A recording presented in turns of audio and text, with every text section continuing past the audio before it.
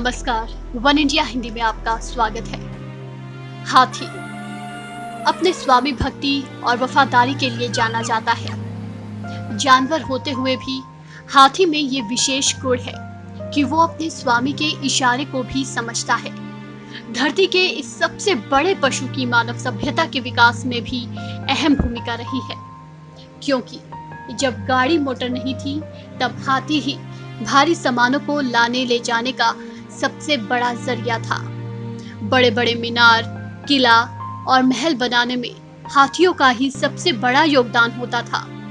राजा महाराजाओं की सवारी होने के कारण इसे शाही पशु भी कहा जाता है। प्राचीन समय में राजा महाराजा हाथियों पर बैठकर युद्ध किया करते थे। हाथी युद्ध में अजय होने का प्रमाण माना जाता था।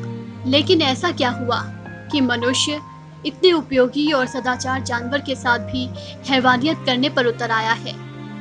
जिस गजराज की हम पूजा करते हैं, उस गजराज के साथ शैतान जैसा व्यवहार किया जा रहा है। जी हाँ, ये सवाल खड़ा हुआ है केरल में पिछले दिनों 2 हथनियों के साथ हैवानियत की घटना के बाद। दरअसल अभी मई के अंत में मालापुरम में एक गर्भवती हथनी की अनानास में विस्फोटक खिलाकर क्रूरतापूर्वक हत्या कर दी गई।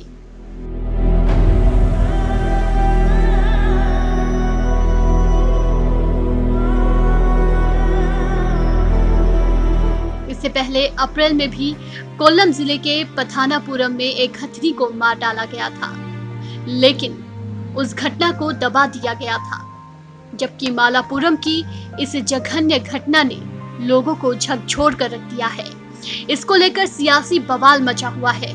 बीजेपी सांसद और पूर्व केंद्रीय मंत्री मेनका गांधी ने केरल के वन सचिव, वहां के वन मंत्री और कांग्रेस सांसद राहुल गांधी के खिलाफ मोर्चा खोल दिया है। उन्होंने वन सचिव को हटाने और वन मंत्री से इस्तीफे की मांग की है, जबकि राहुल गांधी से पूछा है कि उन्होंने कोई कार्रवाई क्यों नहीं की, क्योंकि वो भी उसी इलाके से चुनाव जीते हैं। दरअसल इस घटना को भी करीब करीब दबा ही दिया गया था, लेकिन मोहन कृष्णन नामक एक वन अधिकारी ने अपने फेसबुक पेज पर उसकी दर्दनाक दास्तां बयां कर दी। घटना के मुताबिक इस गर्भवती हथनी के सामने अनानास में विस्फोट डालकर रख दिया गया।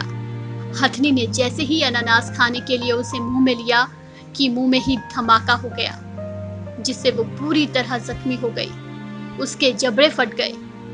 कई दिनों तक वो इधर उधर भटकती रही। मोहन कृष्णन लिखते हैं, जब हमने उसे देखा वो नदी में खड़ी थी। उसका सिर पानी में डूबा हुआ था। उसे एहसास हो गया था कि वो मरने वाली है। उसने नदी में खड़े खड़े जल समाधि ले ली। एक गर्भवती हथनी की इस दर्द भरी दास्तां को जानने के बाद मोहम्मद रफी साहब का वो गाना बरबस याद आ जाता है। नफरत की दुनिया को छोड़ के प्यार की दुनिया में खुश रहना मेरे यार। इस झूठ की नगरी से तोड़ के नाता जा प्यारे, अमर रहे तेरा प्यार, खुश रहना मेरे यार। इस खबर में फिलहाल इतना ही। तमाम अपडेट्स के लिए बने रहिए वन इंडिया के साथ।